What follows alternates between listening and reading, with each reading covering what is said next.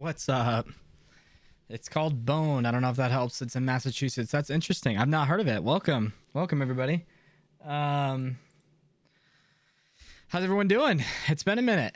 It's been about a week. As some of you know, last week I was MIA. I was taking care of some family, spending time with family. And some of the stuff that I was going to announce then, I'm going to have to announce today. Meat Butter. What's up, dude? How are you? By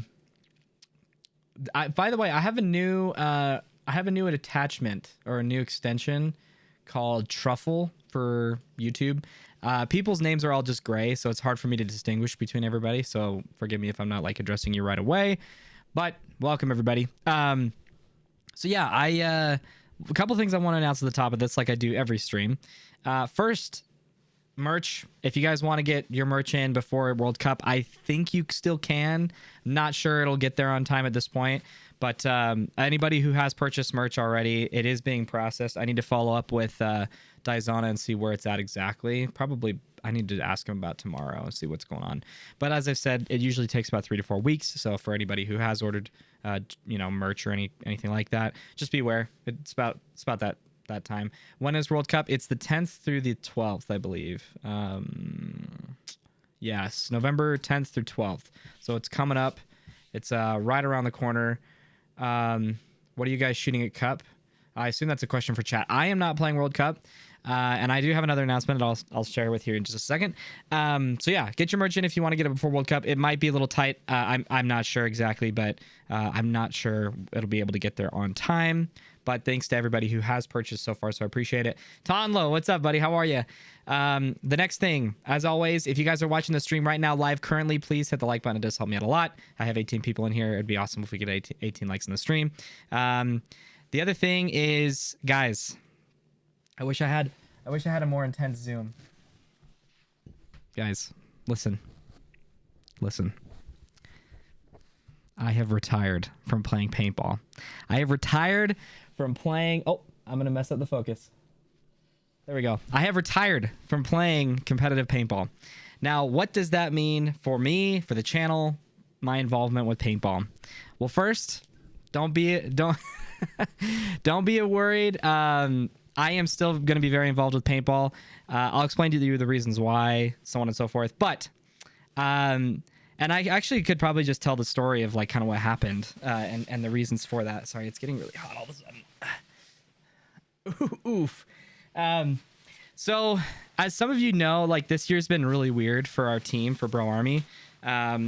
Just because this was the year that we were going to take a break and kind of relax. The only major event we had scheduled was ICC, and that was like a super botched event. But we decided to take a break because everybody got really burnt out in the 2021 season with how much travel we did, how much money we spent, so on and so forth. And so we decided to take a break this season, and that was totally fine. We all were in agreement on that. But what started to happen was just we tried to get back onto the field at about like February-ish, and the way that our schedule changed from last year to this year was that last year we were going to practice every single Saturday at a private field. Walk on warrior status. So yeah, you're right, Meat Butter. No one ever really leaves. And Tonlo, you're exactly right. So we have a private field, so every single Saturday we were practicing, except for major holidays, and in some cases that wasn't true. Like we've practiced the last like 2 or 3 Halloweens. Which is pretty rough. So we were practicing a lot and traveling a lot, and it just got to be a lot. And so starting this year, we thought we need to change something because we're all getting really burnt.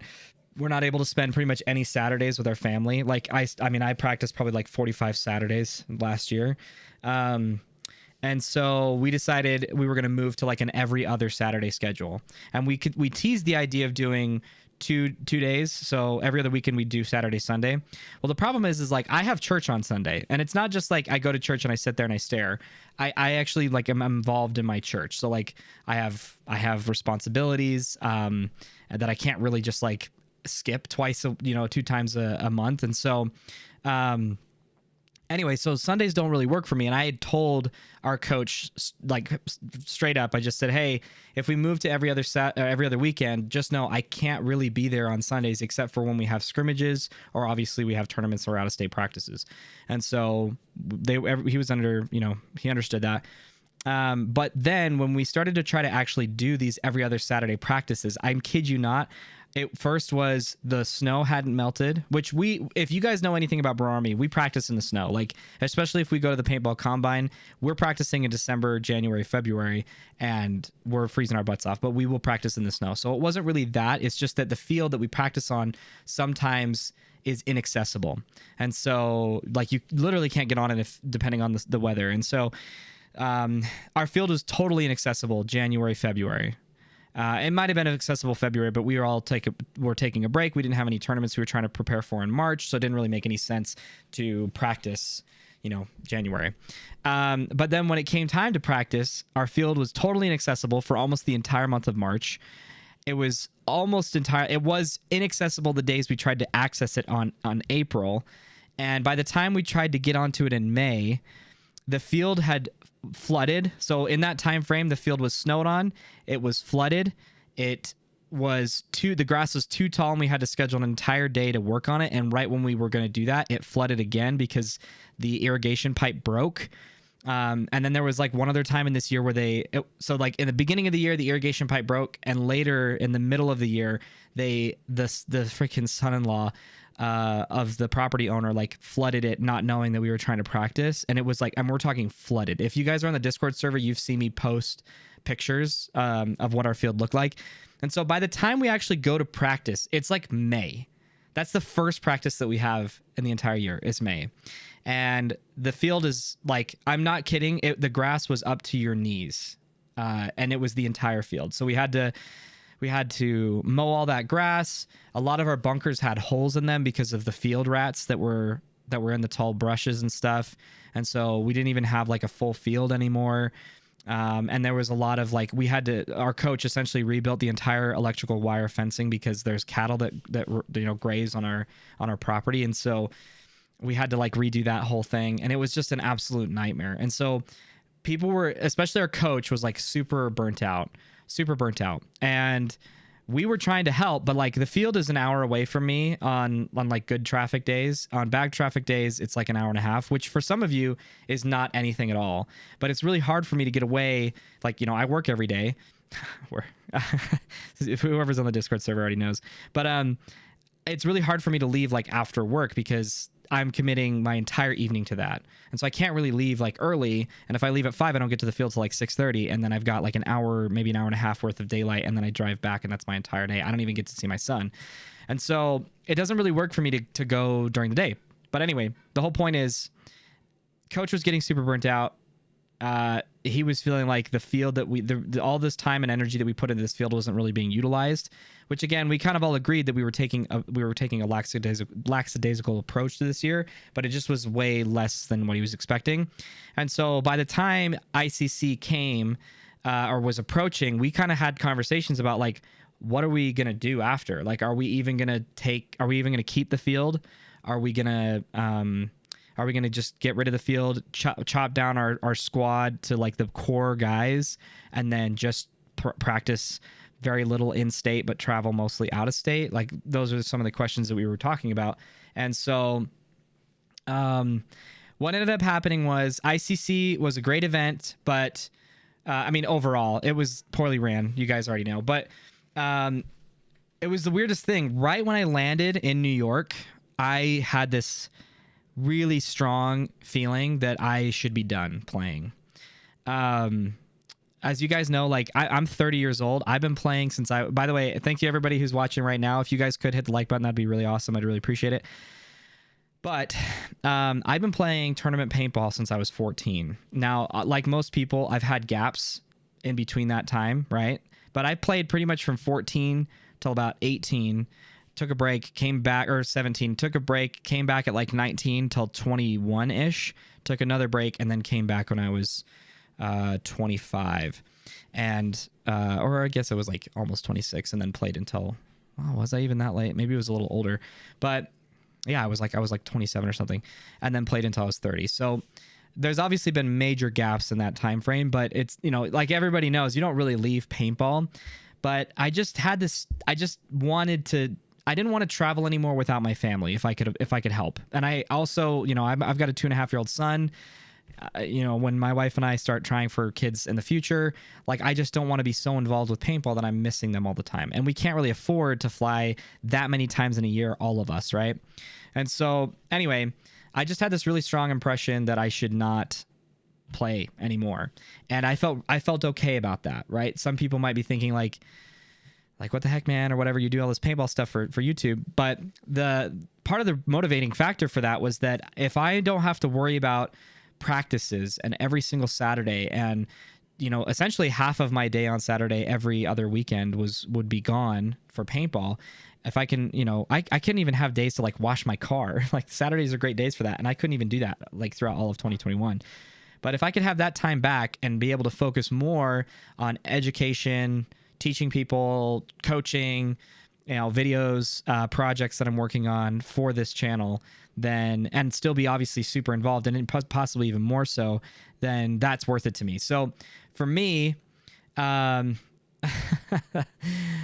for me, I just felt like I can do a lot more good for the channel, for maybe paintball in general, for this community, if I don't have to worry about playing and traveling and spending the money and resources on that, and instead reappropriate some of that towards the channel.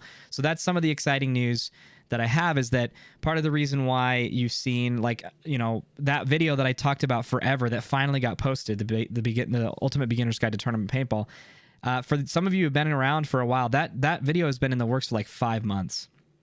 And it was partly, I mean, mostly a lack of motivation. I had finished the script a long time ago, but I just was like not really sure if the title really matched up for the video itself. But in any case, I finally, you know, with talking to my wife, we felt comfortable about appropriating the funds that I was putting towards Paintball Monthly towards creating this video. And so I now, like, I'm gonna have a budget that I can work with to make these videos and to help get more videos out. And so, you know, I'm trying to like build those processes right now, so it's a bit of a more, it's more of a smooth process than it is now. But the hope is that I'll get more videos out than I have been in the past, because yeah, when life is good, it's easy to get videos out. But when life has just been kind of like turbulent, and not that anything bad's happening in my life, everything's fine, but it's just been tough to find the motivation and to do that. So anyway, that's a positive for you guys. Okay. I'll have more time to help people on the Discord server, more time to be making videos, more time to be coaching and stuff, and so on and so forth. So that is the reason why I'm retiring. Okay. Shortly after, well, right after ICC, I got dropped officially by Bro Army, and I've only been mentioning dude, Tonlo, I don't know why there it is. Okay, dude, thank you. Dude, thank you so much, Tonlo. I appreciate it, buddy. Dude, you're a real homie. For those of you guys don't know, Tonlo Carlton Lewis, like one of the coolest, most amazing people.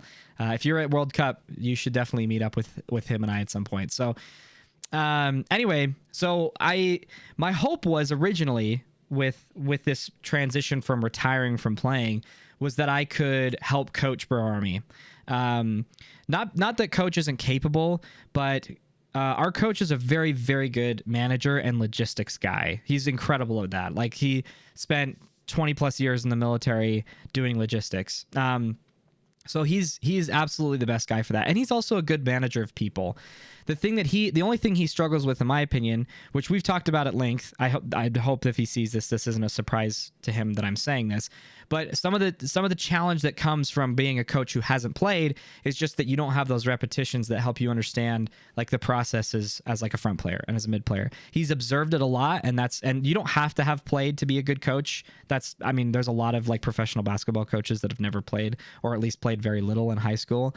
But the whole idea is just that it can be difficult to do all of those things. It can be difficult to be a manager, to be the logistics guy, and to be the guy who's like coming up with like really deep diving into layouts and analyzing them. And so my original proposition to Bro Army was to say, hey, like, let me take a step back. Let me still travel, like go to practices, go to tournaments. Obviously I'm not spending money on paint, but like I can help the team in that way. I can scout, I can come up with these breakouts that I've been sharing with you guys, or even, you know, crazier ones or whatever. And I can just be that extra resource. And they kind of thought about it for a bit. And then when they came back, they said, well, we're going to close the field down, and it doesn't, and the time from now until when we do, people just want to play points. That's all they really care to do. So there's no real reason for you to come to practice. And that's kind of what happened. So it ended up being that I was really hoping that things would turn out that way, that I'd be able to spend this time not playing, helping the team, because that's kind of always been the thing I've been on the fence about, is just the fact that, hey, by the way, 33 people watching right now, thank you so much. Please hit the like button. We've only got 18 likes, 33 people watching. You guys will help me out a lot if you hit that like button. But one of the challenges was just, even when I came back, right when I came back in 2019, I was really on the fence about like wanting to help the team and just take a step back and coach versus playing. But it became very apparent that like the team really wanted me to play. And so that's what I ultimately did. And obviously I learned a lot. I mean, this channel would not have existed without me playing that season of semi-pro. Because it gave a lot of legitimacy to the channel, even though that's not really like, my whole point is like, just evaluate the things that I say based on their merits, like rather than if I play pro or semi-pro or whatever. I get asked that question a lot, which is totally fine, but it's also like I really was hoping to get past that point, right?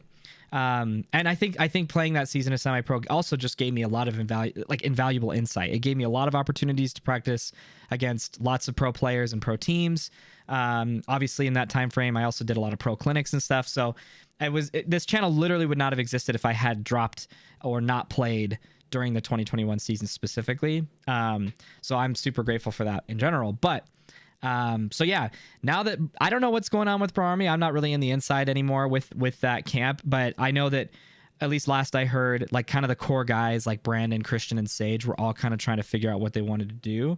I know Christian, last I spoke, was still wanting to just be a young adult, I guess. It sounds funny to say it that way, but like, he's into exercising and he's into girls and cars and stuff. And so, I mean, actually, he probably wouldn't appreciate me saying he's into girls because he's kind of like too cool for that.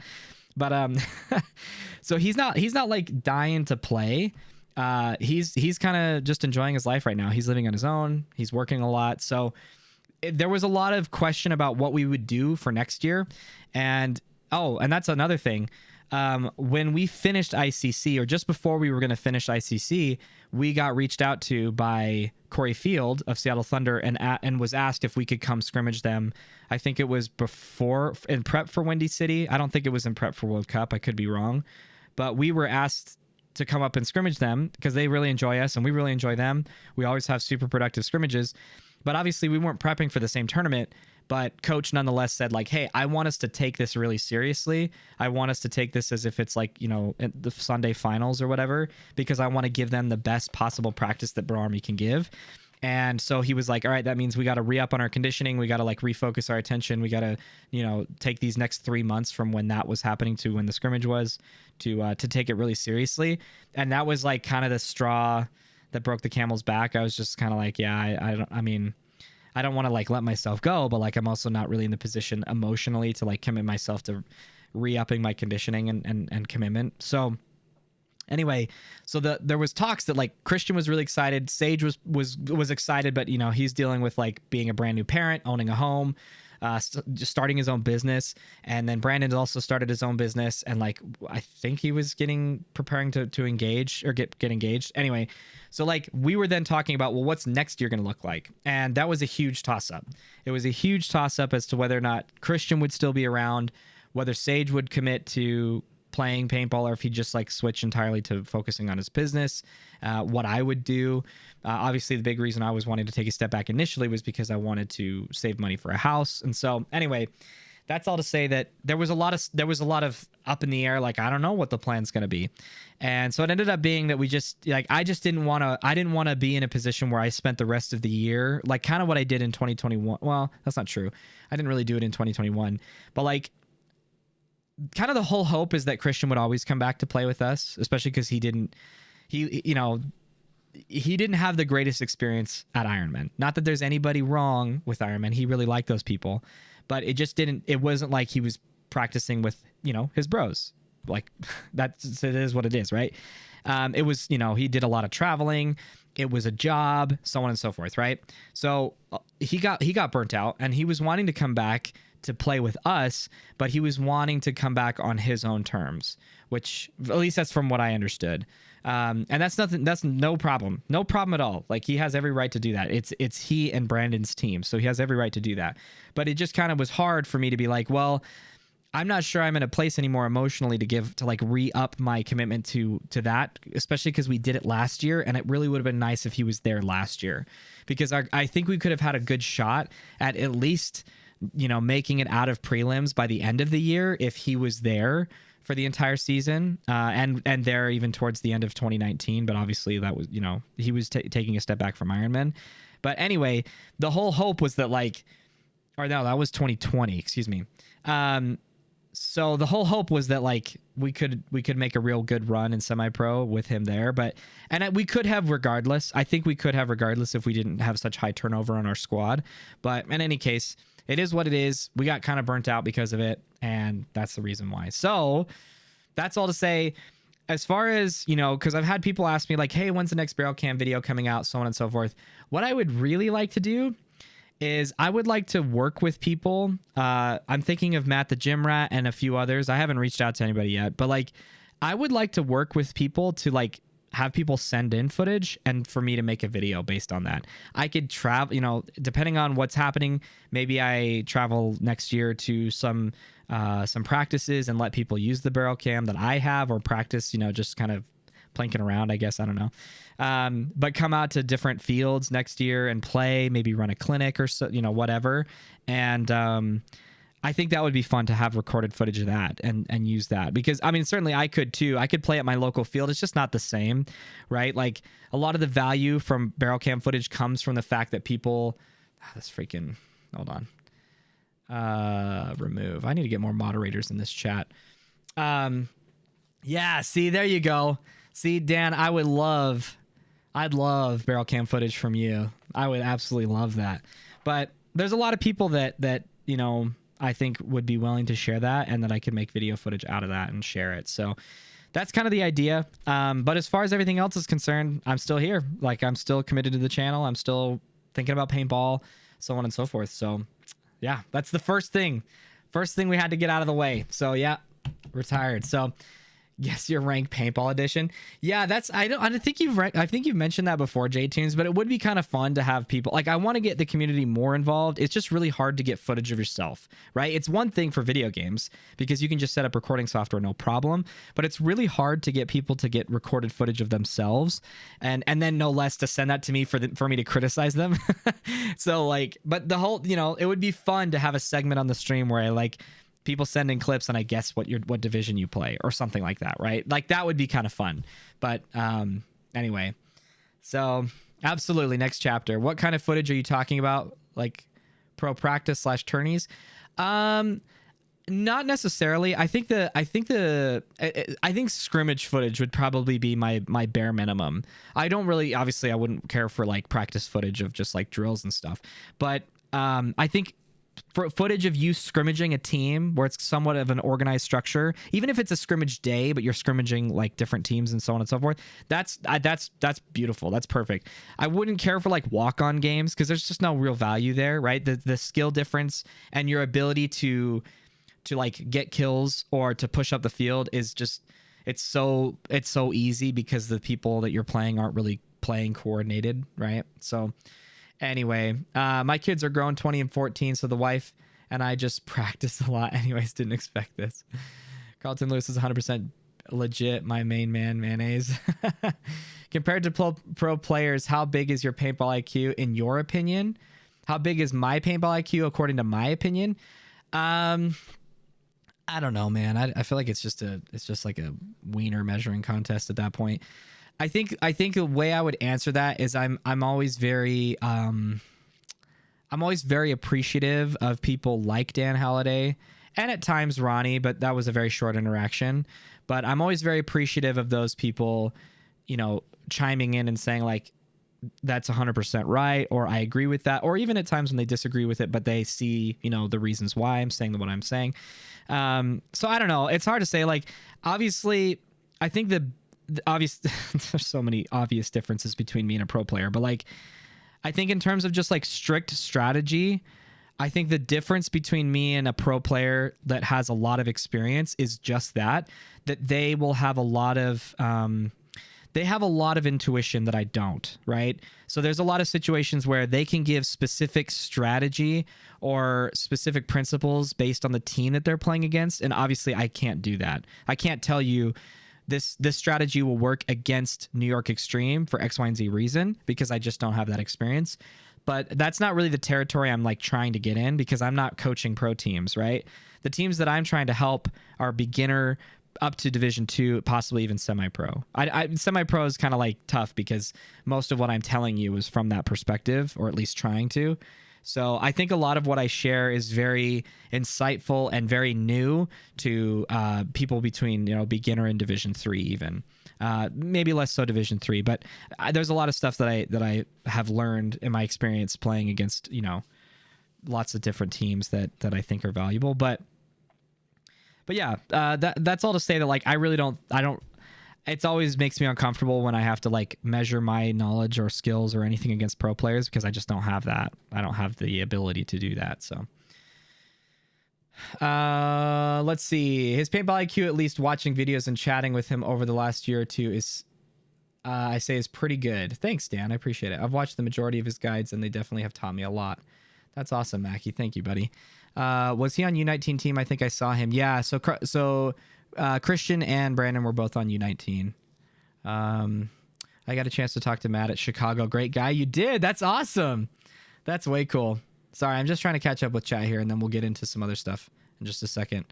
If I find myself an airball field, I'll send you stuff. Sounds good, dude. Do you want to talk? Wait. Do you want to talk to someone from Revo? I can make it dude, yeah, I would love footage of anybody on Revo. Absolutely. The one I will tell you, the better footage in my opinion is honestly the number 3. The number 3 has some of the best barrel cam footage out there because it is almost nonstop footage of just shots. And that's one thing I noticed when the first time I played against Seattle Thunder, in that first video I made compared to the second one that I made, was the challenge, was that a lot of the footage that I had was of my gun down running, off the break or whatever the case is.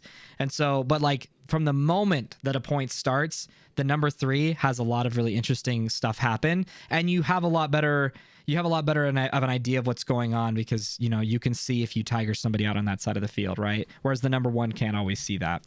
So absolutely, dude, I would love to have barrel cam footage of people on Revo. That would be amazing. That would be a great interview. Yeah, I'd also love to interview. Yeah, I mean, I haven't done interviews in a minute. The thing that's tough is that people, and it's obviously like preference, right?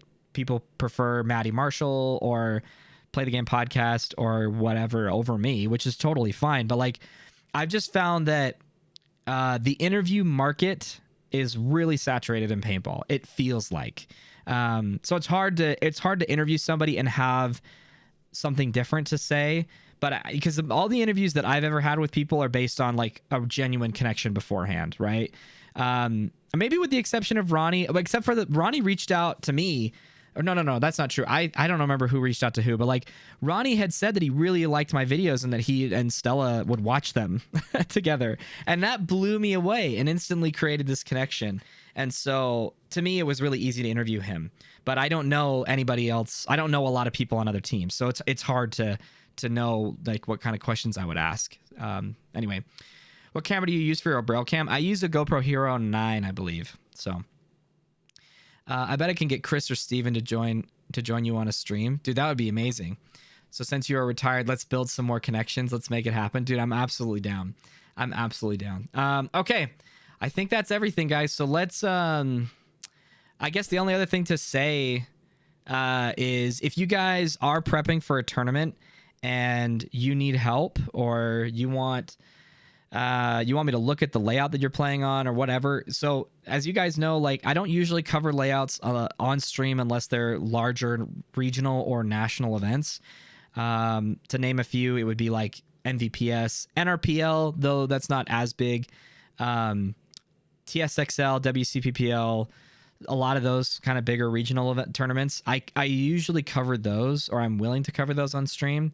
But any other local events, it doesn't make sense for me to cover that on stream.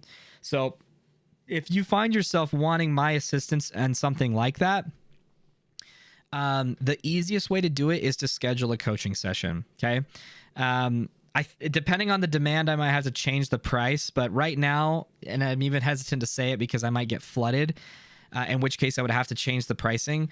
But right now, I only charge $40 an hour to review the layout, essentially like what I do on stream. But I'm a lot more interactive, obviously, because I'm with you guys. So I'll ask you questions, especially if you practice the layout once already. I'll ask you, how did it go? What did you learn? So on and so forth. And then I usually ask for at least 2 hours, but not in one sitting. But the second hour is where we really we create the breakouts. We analyze what went wrong, what went right. And then I try to just create some breakouts that you guys can practice before the tournament to then iron out things a little bit more, more finely. But if you guys have ever seen me do any of those breakout sheets or whatever, that's kind of what it looks like, except it's just in person. It's, over a Discord private call. So if you want help, even if it's a major event, if it's the World Cup, whatever, you can definitely reach out and schedule that with me. But, just know that I'm also going to be providing anybody who's a member of the channel or a subscriber over on my Twitch channel. If you're either of those, I'll be sharing the breakouts that I create for World Cup in that channel. And obviously I would love feedback, right? I want to have them created before you guys go to practice the layout, and then whatever feedback you hear or whatever feedback you have to give, please give it and I'll adjust the breakouts as needed. But anyway, so that's the other way that you can get help from me if it's if you need help on a layout that I don't cover on stream. So all right, we've talked almost for an hour, so I think it's time to actually do something. Word, NR tournament this Sunday, pumped. Oh, is it really? Then maybe this layout review won't be as valuable. So yeah, I always prefer to do maybe I'm confused actually. Maybe that was sent at the right time. Last layout for the year. It doesn't have a date on it. I was going to review the NRPL layout tonight. But if it's coming this weekend, it's not going to be very valuable. Because one of the things I don't like is to review a layout for the very first time when there's already 2 weekends worth of practices on it. Because there's just not a lot of value at that point. Mostly what I come up with is hypotheticals, and then give you guys things to try and tell me. And then if you've already tried that, then it's like, well, whatever. Okay. So what we're going to do for the remainder of the stream, we're going to watch a match, and then we'll watch a match from Windy City, and then we'll look at this layout depending on how things are going. So if there's a match in particular you guys want me to watch, you're welcome to ask. I don't have any match in particular. I just literally pulled up Go Sports on YouTube, and I'm just going to watch a match, and kind of people had asked me on my Discord server to review a match and give my insights as to what went wrong, what went right, or just analyze it in general. So we'll probably do that for a little bit, but your NXL winning coach. Yeah, it's Connor. It got rained out pretty hard. Most teams didn't practice it. Oh, interesting. First time catching you live. Let's go. As a question, what are your thoughts on sponsorships at the D5 level? Alan, first of all, welcome. And sponsorships at the D5 level, do you mean as in what are my thoughts about teams pursuing sponsorships? Or because I personally don't think there's any, it'd be hard. So here's how I would look at sponsorships generally. Diesel matches would be good. Okay, I'll take a look at diesel matches. This is the last race event for the season, and then there's the X-Ball for D5. Oh, okay. Diesel played some of the best teams ball across the field or across the board. Wait, when are you going to bring Tonlo on stream? That's a good question. I need to bring him on stream. How do you feel about the Revo and A-Team merge? I actually didn't know that those teams merged, but that's awesome. That's really good. I think A-Team has a lot of potential, and I would be really curious to see what sort of value they can bring to Revo, especially if nothing else has a dedicated practice squad, or have several of those players be that. But okay, real quick, sponsorships, and then we'll get into this video. So as far as like honestly, here's between D5 and D2, you can get sponsors, and more than maybe just like the bare minimum that most teams get if you do more than just play paintball. So one of the big reasons why Bro Army got a lot of sponsorships initially, or established a lot of relationships with various companies like DLX and so on and so forth, was because not only did we have like a winning, we were winning in lower divisions, but even that, like, sponsorships don't care as much about that, at least I would think. But we did a lot on social media, and this is prior to even me joining. We did a lot when I joined, but like, they were doing a lot of community stuff, like local community stuff. So they were going to like different parades. They were getting involved in like different community activities and stuff like that. And so they were making it known on Instagram. And so they were building an audience and so on and so forth. I mean, the only thing they didn't do really was like, they didn't really nurture their YouTube channel. But if you want to get sponsors care about eyes more than they do about wins. Obviously, winning naturally extends your reach to people, right? If you're a winning team and everybody knows you shoot a particular gun, then that's helpful. But like, if you're a team that consistently plays third or second in any division in a series, like over the course of the year, sponsors will keep you around, but that's not really the value that you're driving to them. And this is purely from an advertising perspective, okay? For those of you who don't know, I used to be a marketing manager at a digital marketing agency, and I've dealt with very high-profile clients as the sole marketing strategist for these companies. And the thing that you care about is you care about conversion rate and all the components that lead in that funnel that lead to that conversion rate. And the very first part of that funnel is impressions. You have to get more eyes on your product. And so if you can be essentially an advertising wing or a little bit of a marketing wing for this company, that is a really easy way you can get sponsors. So if you build, again, as a team, not necessarily as an individual, though it's good to do it as an individual as well. But if you as a team are building, a follower base or a fan base or whatever, and are promoting them in a organic way, I would say, that's a really good way to get sponsors. But as far as like, is it worth it pursuing sponsors as like a D5 team? I don't know. Sure. Like, why not? Like, if you can get a gun that's not sold at retail, good job. Congrats. But that's what I would say about that. I don't know. This is Sunday. Did they make it to Sunday? To be honest with you, I didn't watch. I didn't get a chance to watch much of this event. So, let's see. Semifinals, quarterfinals, diesel. So they are in there. This is for play-in, so they made it to quarters. I don't know if we'll have it on footage because it has to be on YouTube. So, wait, New York Extreme, Houston Heat. Wait, is this the right event? Yeah, this is the right event. Am I too far into the tournament?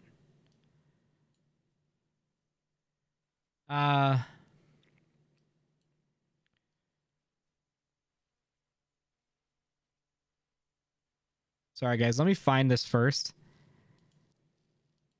Because I might not be able to find them on... This might be too deep. Oops. Because both of them shot some... Sunday it should be raining. Yeah, let me back up. Let me back up a little and find it. Saturday. Sorry, guys. I'll reach out here in just a second. I just want to make sure we have something to watch in the background here in a second. I do have to turn it down because if we just have the audio playing, I'm gonna probably get flagged and turned off. Man, can we find... If anybody wants to help me find a game at like timestamp, that'd be really helpful. Because I feel bad at just making people wait. Tampa... Oh, should we watch Damage? Oh, except that against Latin Saints, they're gonna smash him. That's not very interesting. I don't know if we have any footage of them, guys, to work with. Let's find out. This is the whole. This is a huge chunk of it.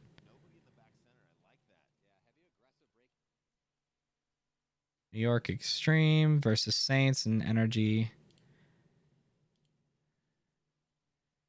Energy versus Sacramento. They might have been the latter half of every day, to be honest with you, which would really suck. Jeez.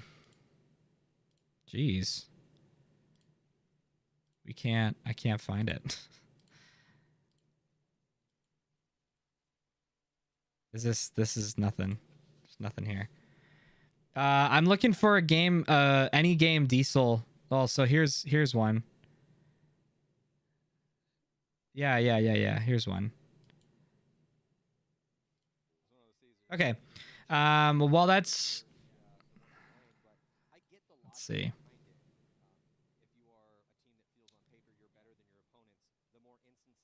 I don't remember. There's a button here that hides chat.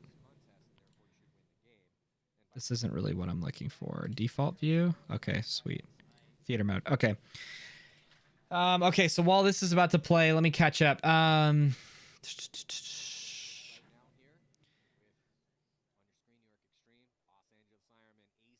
Yeah, seeking sponsorships. Yeah, that would, I mean, hopefully that made sense.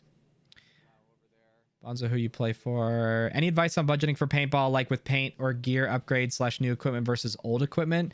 My suggestion is to always, if you can, stretch out your equipment for 2 years. If you play an entire series, which is anywhere between like 5, maybe 6 events, you should be able to get 2 years out of your gear. Obviously, if you play Snake, you might have to replace like your pants or your pad, like your knee pads every so often, or quicker than that. But you should be able to get a marker. Should very easily last you 2 years, and it would last you longer if you took good care of it. But it's it's important to not feel this. You need to figure out how to not spend money on paintball guns if that's a problem. But as far as budgeting for it generally, the thing you have to just tell yourself is like, what is the realistic cost of, well, how much does it cost me to play realistically? And then just be strict about it, right? So our camp had every single month we paid $150 into the program to have unlimited access to paint and the field and cover the insurance and a porta potty and a few other expenses to play paintball every month. So we could shoot as much paint as we wanted. Granted, if we were trying to scrimmage every single Saturday in a month, we would have to spend more money on paint. But as long as we play a reasonable amount of points in a day or in a weekend, and we keep that trajectory for most of the year, except for maybe just before an event where we play, we shoot a bit more paint. We had only like 1, maybe 2 issues with paint supply, but it was mostly around COVID. That was the biggest issue, was just around COVID. So this is a really good stretched out game. So yeah, that would be my suggestion. For us, it was $150. I know that there are people who spend a lot more on paint in that case. And so, but we, most practices, especially in 2020, especially 2019 and 2020, we only shot 2 pods and a hopper. That's all we came out with was 2 pods and a hopper. That's a challenge when you go to actually get ready for an event, because in an event you're shooting a lot more paint than that. But you can learn a lot and get very good and learn a lot of valuable lessons by only shooting 2 pods and a hopper, because it forces you to move. And you also save on paint. There's a lot of, there's some teams that believe in that philosophy, some teams that don't. But for us, that was just what we could afford. So, let's see. 110% social media is the first thing I try to get any lower divisional team I coach to do, to point where I'll help them automate it at all. That's awesome. Yeah, we were working on building a large social media following as well on all the platforms. I did the marketing side of things when I played in bands growing up. A lot of overlap of skills there. Nice. Okay. I feel like the only sponsorship you legit need at a lower division is paint for nationals. I totally agree. I mean, getting guns at a cheaper price, like not, full retail, is great, but we already have a headband sponsor, but are in talks with a major company for potential sponsorship. We just are curious if it would even be worth it at the D5 level. Think so. Yeah, absolutely. Don't want to watch Dan smash someone. No, absolutely. I would. Dan's the one who said he wanted to watch Diesel games. So Okay, so we missed the first point. We'll definitely pay more attention to the second point. But do you want my Go Sports login? I'll PM you. No. I have a Go Sports account. That's not the issue. The issue is I don't want to get in any sort of legal trouble by streaming anything that's behind a paywall to YouTube, because that's a no-no. So I'm watching whatever's on YouTube. It's free. That's totally fine. The only thing I'll get hit with, if anything, is a content ID strike, which I hope I don't, because I'm hopefully going to, in a second, be providing real feedback, right? Hey, we actually get to see Tampa Bay. We get to see Tampa Bay. This is a beautiful split deck game. Oh, no, really? We get 1 point? No way. That sucks. I was thinking we were going to get way more than that, guys. Okay, well, I don't know if we're going to be able to watch Diesel. Doesn't seem like we get any of that. So we'll have to let's just watch the first game. Infamous versus New York Extreme. I have no idea how this game played out. So let's just watch this match. I don't know if we'll watch all of it. We'll probably just watch up until the breaking point. Or at least where I would think the breaking point is. Okay, hold on. There we go. That's what I'm looking for. You need to review that Revo AC Diesel game. I would love to, but it doesn't look like it's here. But I was sick the whole time, so I only played the Saints game and maybe 1 or 2 other points total. Oh, really? I didn't know. That's too bad. Okay, let's actually watch this. Let's check out the breakout. I don't remember what I said about this field, but definitely the cross. I do remember that. And it looks like they switch. So they've got 2 guns right, 2 guns left, whatever's going on the Doritos side. So they have 3 guns, technically Doritos side. Okay, now they have 2 guns, Snake side. A lot of moves. Oh, that wasn't good. A lot of middle pressure. I didn't see where New York was training their guns, but decent move. The one thing I didn't account for in this layout, I remember, I did not factor the corner in as much as I should. The corner, it wasn't that the corner, it wasn't that I thought the corner was bad, but my whole thought was like, if you can make it to the corner, you probably can make it into the snake, because it's the same gap, but obviously at a distance, right? The distance between the snake beam and the corner is the same gap, but it's just a lot farther distance. So my whole thought was like, if you're gonna get shot at going into one of those, I would rather get shot at going to the snake than going into the corner, because then you might get stuck in the corner. That was my whole thought. So I didn't really look at the corner as I didn't look at it as in detail as I should have. That was one thing I remember about this layout. Being surprised in the little games that I did watch, how many people were going there. Patient.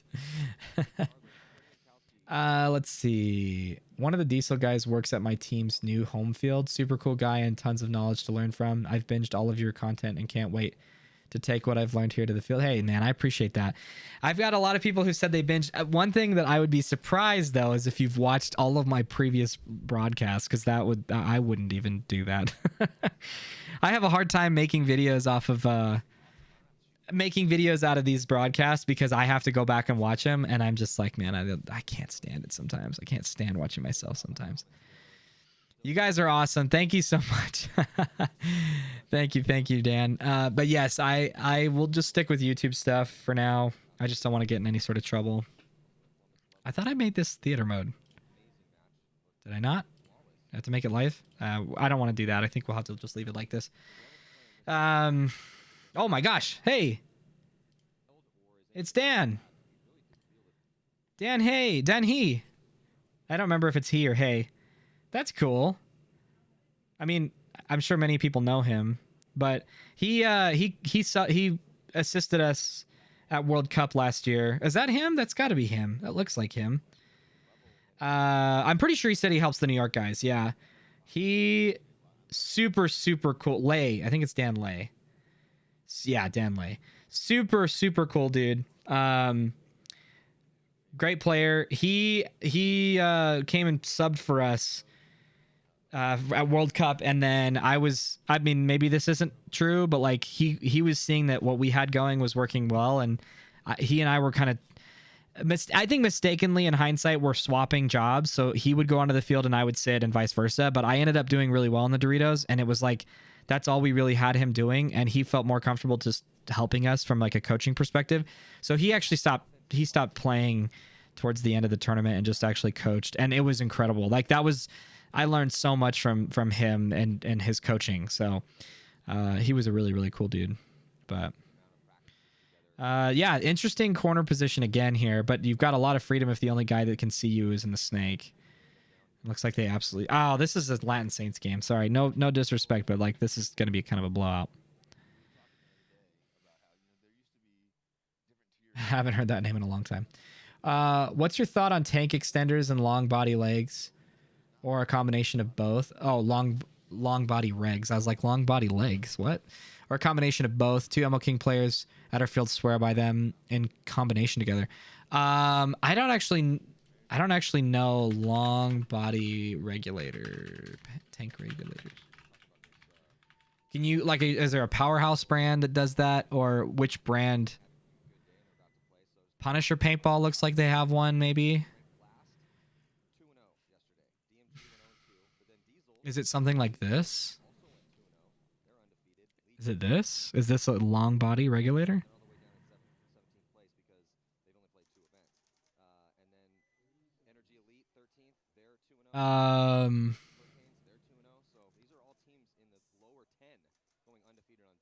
I use a long reg 77. Do you really?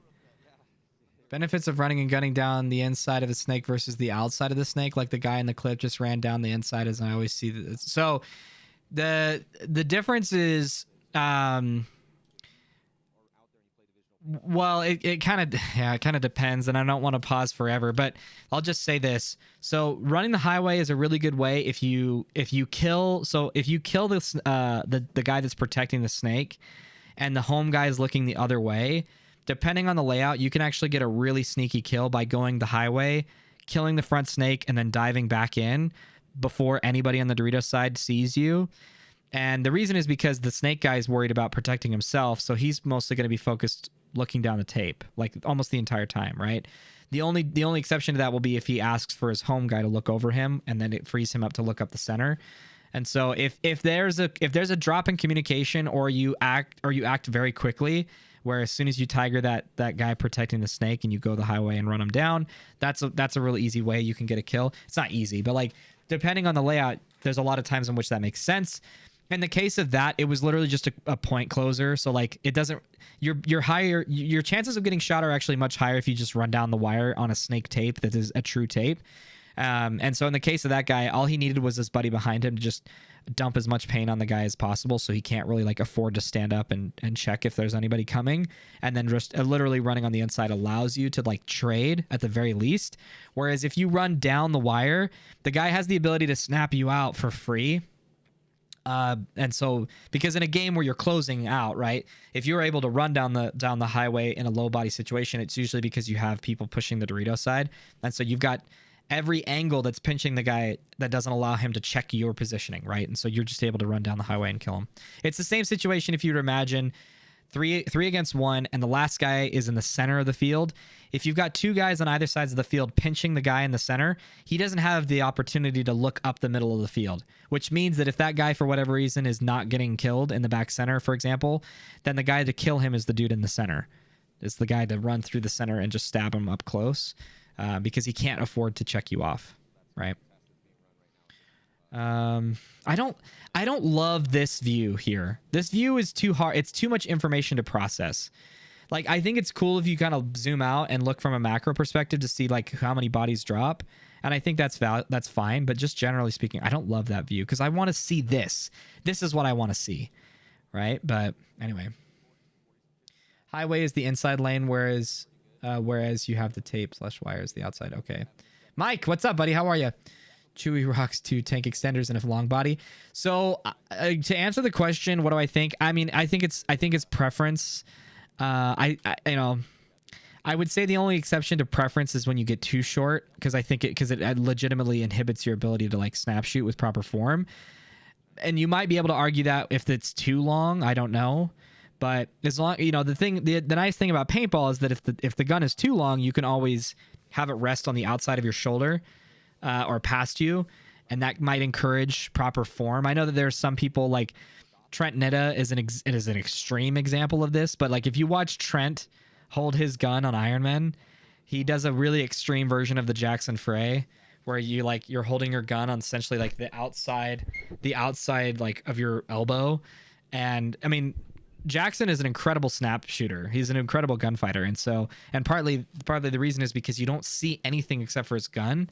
And I think Trent tries for the same. I don't think I've ever snapped against Trent, so I don't know. But anyway, so you can get away with really long tanks, but if you plan to like hold it anywhere near the socket of your shoulder, you just got to be aware that like the farther away you go, the much more difficult it's going to be to to tuck in and stay tight with proper form. If you're not used to doing that outside the elbow sort of strat. But I don't really expect Saints to do anything here, especially because that level's looking pretty good. So let's see how many people die off of break on Saints. See, yeah. See, the problem with this breakout, this is a very obvious breakout, or a very common one that people would do because it was very difficult to make it to that Dorito.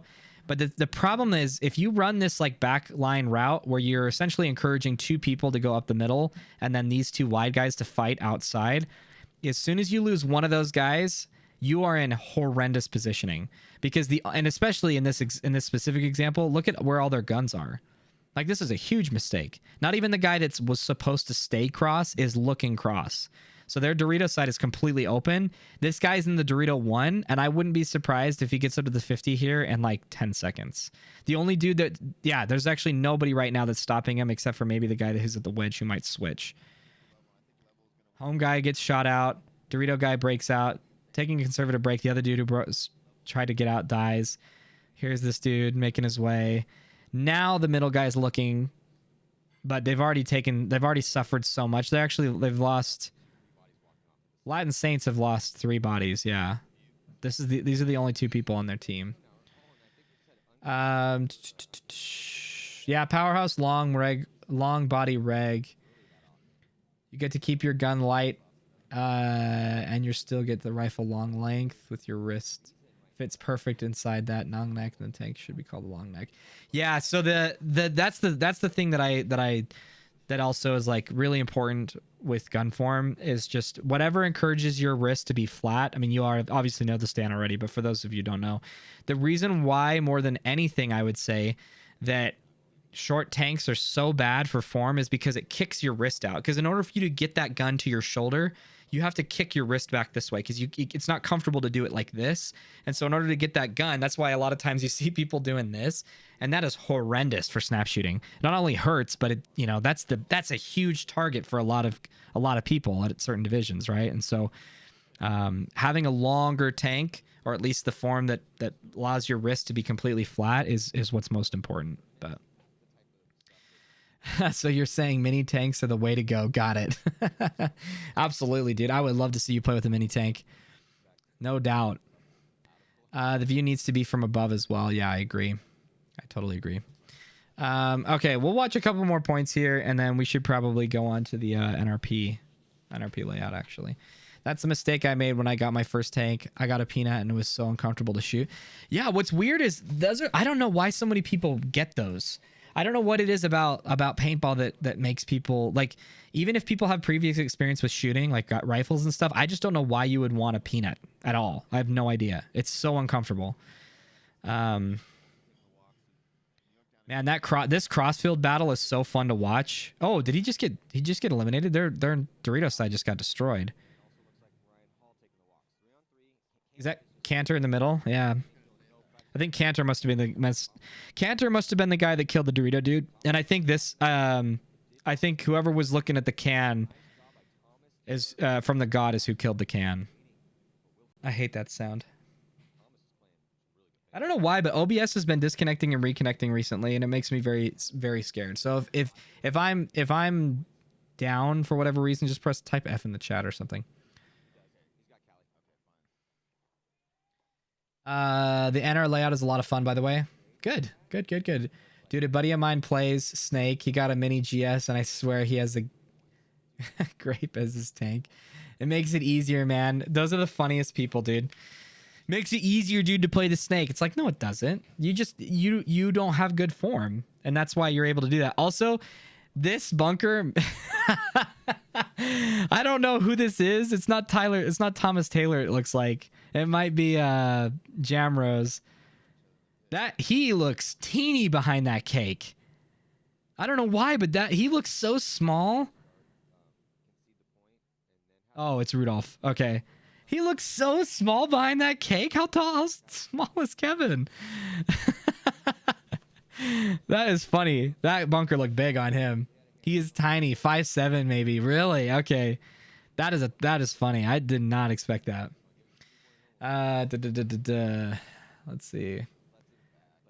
I think my thinking was small and maneuverable, but eventually that's not true. Or evidently that's not true. Yeah. I had a TM40 and an 80 tank and was good length. Now I have an LV and it feels much shorter. So considering the longer reg. Really? That's interesting. The LV always looked long. It kind of looked the same length as the CS1. Oh, gets absolutely chopped up. That was a good move by the guy up the middle. That was a great move, especially to kill Cantor after. That was really good.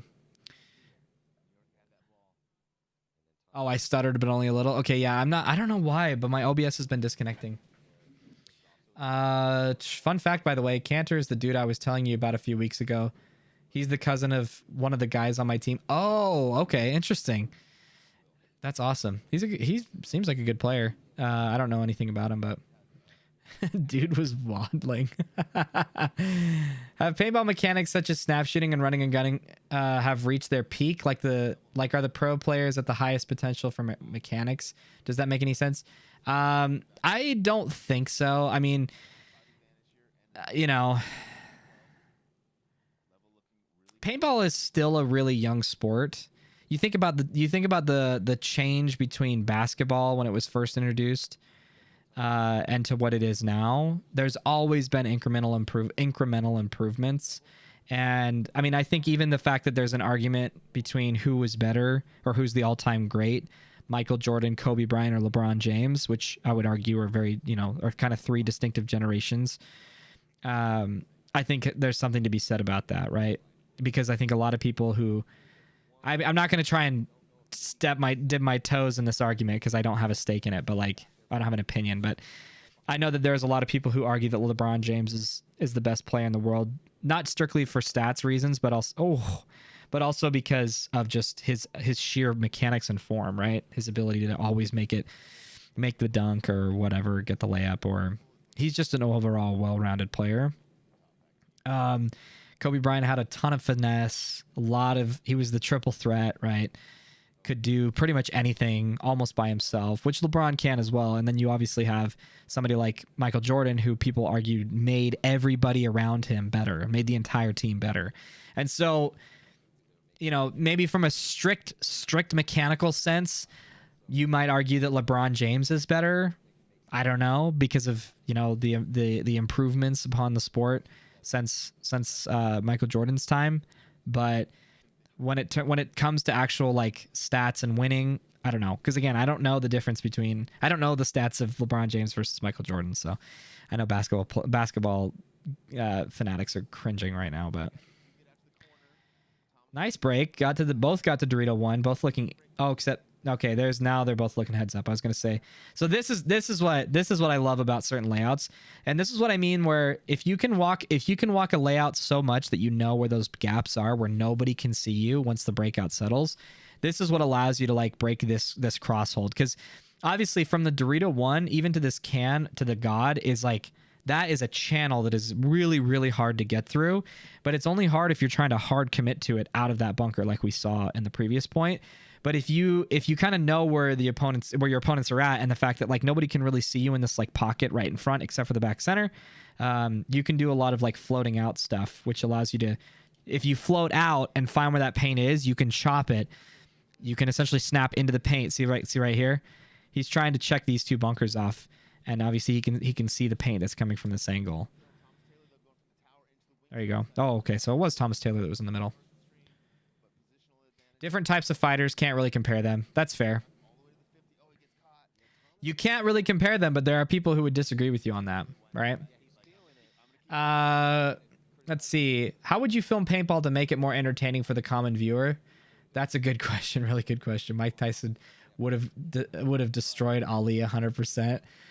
I think I agree with you, but I'm not a huge boxer. Okay, so as far as how to make it more entertaining in terms of a film perspective, honestly, people want POV. People, that's what they want. They want POV camera. So if you can, and they want, at least paintballers, I would say, want more straight backline footage. Obviously, that presents a problem because backline cameras get shot all the time. But like, where is this guy's camera? Right? That move from that angle is really interesting. We don't get any of that. The only backline footage we get is an elevated one off the breakout, and that is it. But I'm talking about sections. Like, I want a zoomed in section of the 1 and 2 on the Dorito side and the 1 and 2 on the Snake side.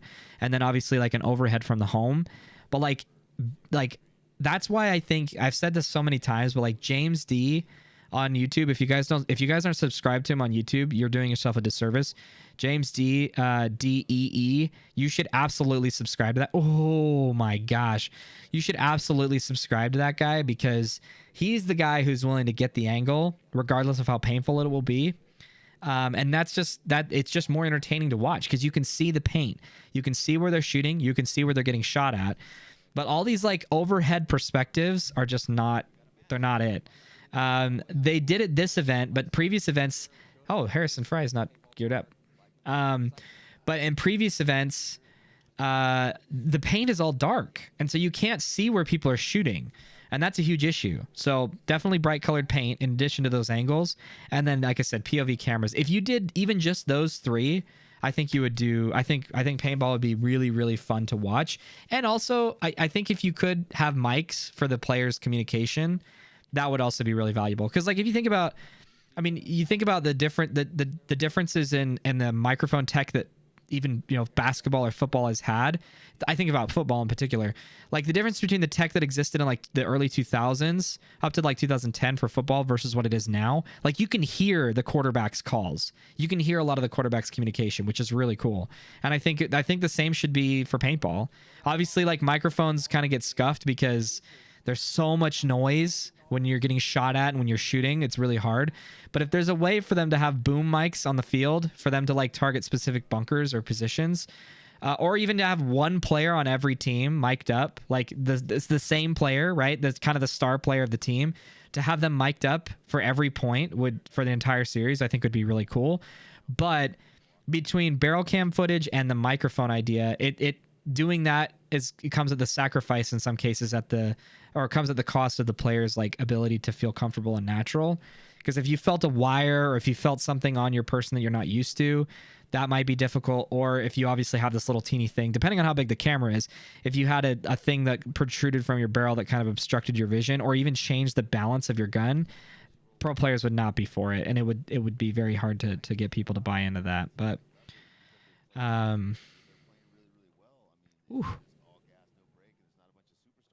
what I would like is it would be incredibly expensive, but I would like masks that have cameras where the cheekbone is, maybe a little bit wider, maybe out here, because the problem with head cam footage is that it's always blocked by the hopper, right? And depending on where the lens actually sits on the camera, you might be fine looking at like snapping from the right, or rather not fine from snapping from the right versus snapping from the left, where the left you can see completely and the right you cannot. Like that's typically true of GoPro cameras.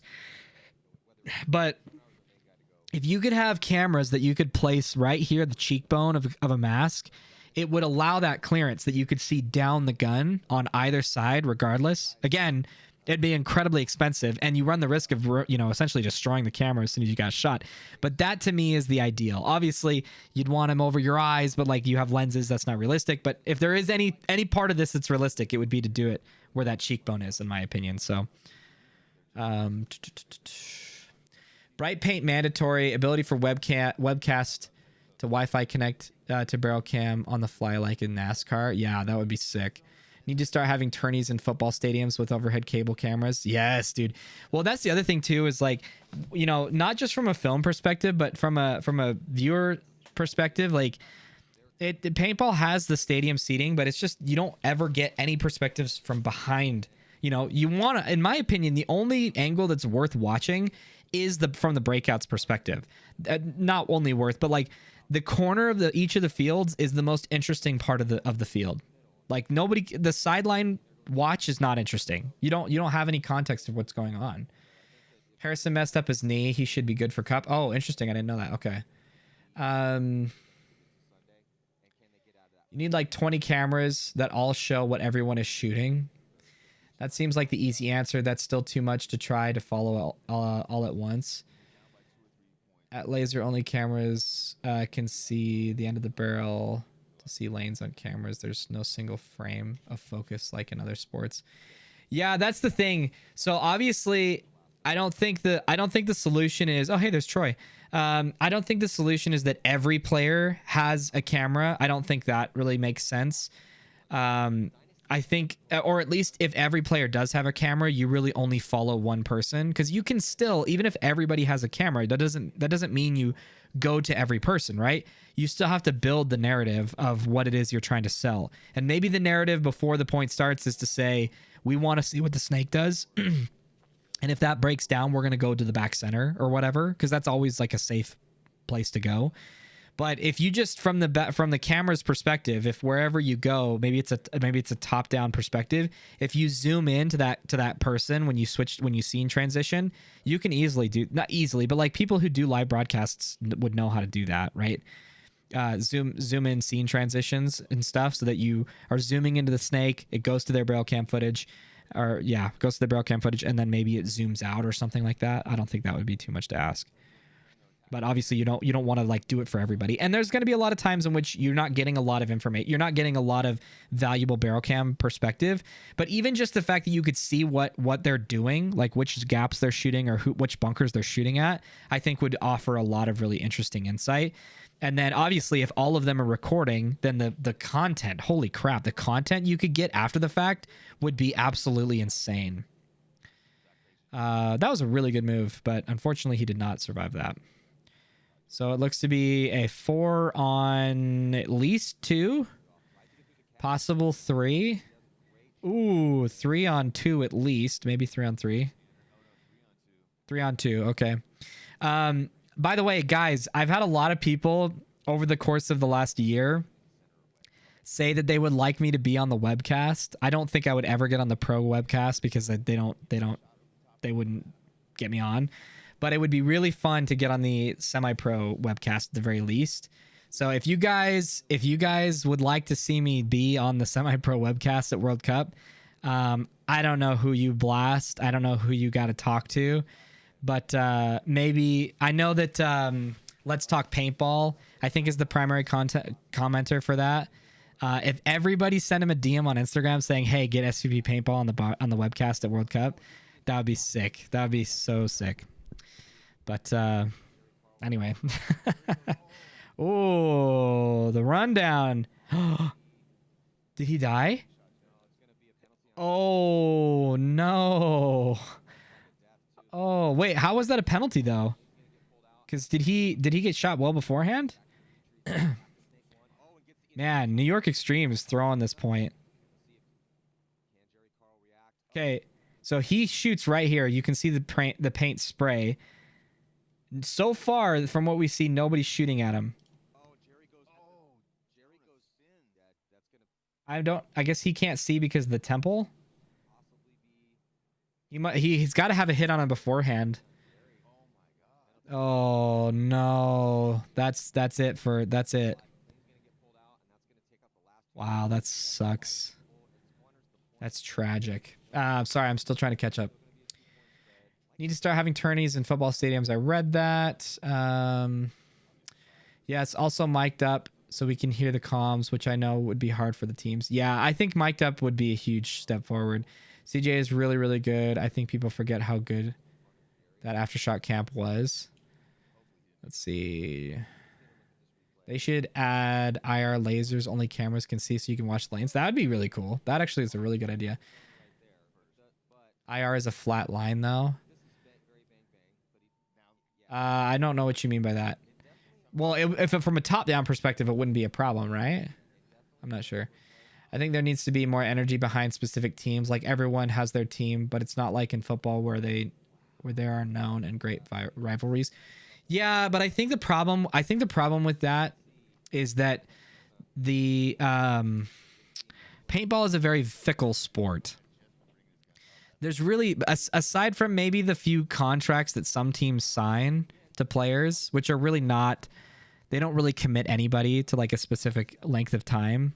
Like for the majority of the pro teams, and I could be wrong about this, but for the majority of the pro teams, if there's any contracts that's being signed, it's usually has to deal with sponsorship contracts, right? It's usually a contract based around like maybe not a code of conduct, but just like, you know, you abide to these certain principles within the team or certain rules within the teams to not like make us look bad to our sponsors. And maybe it's a commitment of time. I don't know.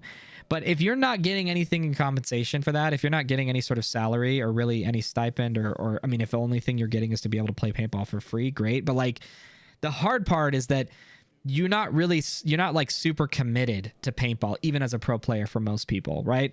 Whereas for football, if you make it, first of all, congrats, you just got a $750,000 to like a $1.2 million check in the bank. But you're also under contract, and a pro team can do what they want with you to an extent for a certain period of time, right? But it's that the contracts are a lot more serious. They're a lot more binding, which compels people to be there, which then naturally causes longer storylines to exist, right? There's certainly some, you know, there are some teams like Dynasty who've been together for a long time, but Columbus Level hasn't been the pro division for a long time, right? I think this is what, their fourth year or something. Like they haven't been in the pro leagues for a long time. If you've been following them prior to pro, then you might have a lot more passion for them, or if you know somebody on the team or like just are a part of the camp. But I think the problem is just that, one, pro teams, like you're relegating people from pro, right? You don't do that in pro football. You don't get relegated out of the pro division in football, right? You're always going to be in pro as long as you can fork up the money. And so, or as long as you can afford the franchisement. And so like, to me, it's really hard to have long history tenured teams when not only has the sport itself changed a lot, like we went from like random podunk tournaments to NPPLs to PSPs to NXLs to Millenniums to like, you know, there's just been a lot of different tournaments coming and going. So I mean, unless the NXL were to stick around and be the league for the next 20 years, and we had some of the same teams that have been around, you obviously can't have the same players, which is totally fine. But unless you had the same teams, it would be really hard to just have that same kind of energy, in my opinion. I don't have, hey, are you, Tonlo, if you're a mod, I think you're a mod in here, maybe not. If you, I hate people. I hate bots, dude.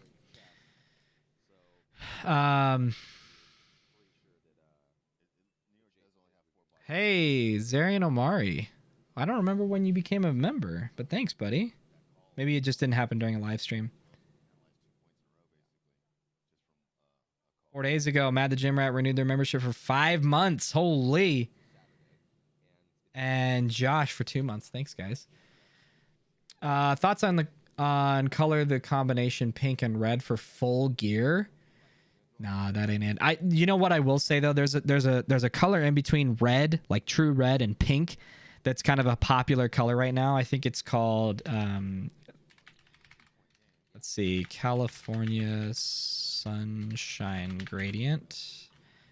It exists in this color gradient, I believe, but it's also it's actually the red that's in my whatchamacallit, in my merch. It's kind of this color right here. I'm not sure how well that's coming through. But it's like this really, it's like a reddish purple, like a very vibrant reddish purple that I think is the coolest color out there right now. I think that is the coolest color to exist. Don't think I'm a mod on YouTube. Okay. Got you, man. Love your vids. Hey, thank you, Zarian. I appreciate it, buddy. The Vice City colorway. Yeah, dude. Yeah. Vice City colorway. Oh my gosh. Could not spell the word color. It kind of, yeah, but you're right, because it's more like this. This doesn't have, what's funny is this colorway doesn't have the color exactly, but when you look at all the colors together, that's the one you think of, at least in my opinion. That's cool, man. That's cool. That's really cool. Yeah, that palette was weird. Yeah, that was a weird palette in particular. Vince from Let's Talk Paintball. Yeah, Vince is a cool dude from what it looks like. He's done super well for himself, so I'm really happy for him. This looked different on everyone's displays. Probably marketing people have the best monitors. Well, I have a nice monitor. I don't have the most color accurate monitor though, and I don't have any tech to like make it color accurate. So, IR lasers are a flat line, so the camera that would need a special filter always, anyways, would also need software to match the ball. Equals 290 FPS. I see what you're saying. Well, I guess the laser I didn't think would need. Anyway, I don't know anything about it, so I'm not going to pretend like I do. Those dudes are very extra, shaking my head. I feel like the idea of the Latin Saints as doomed. Wait, I felt like the idea of the Latin Saints as doomed. They tried the exact same thing with Art Chaos, and look at them. I don't know Art Chaos actually. Mic'd up is super nice, but you can tell people talk differently when they're mic'd. Would probably mess up comm. Well, I think it would take a game or two. I agree. I think it'd take a game or two, but that's also the reason why boom mics ideally would be the solution. Because when you know you have a microphone on you, yes, I agree. You talk differently. But if you don't know and it's not interfering with you in any way, but you just have this boom arm that's coming through, that to me is the ideal situation. Unless it's NYX, which no one is a fan of. Yeah, that's funny. I don't know why, but yeah, most people I talk to are not fans of NYX. I mean, I'm not a huge fan of NYX. Mostly because I think for the past several years they're literally the definition, or have been the definition, of the sorest losers. They'll talk smack when they're winning, but will absolutely go quiet when they're losing, and it's just like super embarrassing to watch for them. But I did actually last year really appreciate what Harrison does for the sport. Like, that guy is a character, and he makes the sport fun to me. I used to not feel that way. But he actually makes it really fun to watch. So we need more people like him, I think. Okay, I finally caught up. Finally. Okay, I thought I banned this person. I don't know how to ban people in Twitch chat. It's so weird. Bonzi from Arsenal. Dude. Buddy, thank you so much.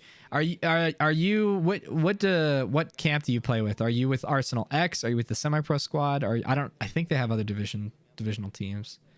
I'm not sure if you've mentioned it before, but Art Chaos won World Cup. Oh, interesting.